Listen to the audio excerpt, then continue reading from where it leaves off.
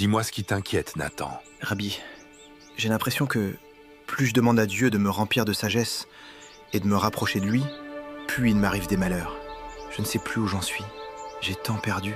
Et les gens disent que si je subis tout ça, c'est parce que je suis dans le faux. Nathan, souviens-toi de Job.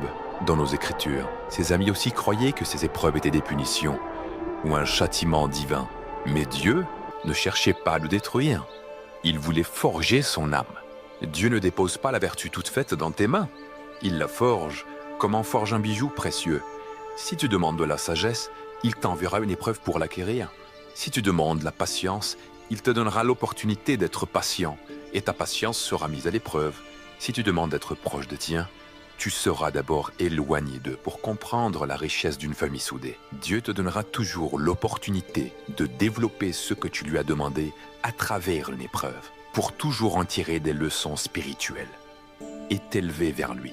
Donc en vérité, il ne fait que répondre à mes prières et je ne m'en rendais même pas compte. Bien sûr, Nathan.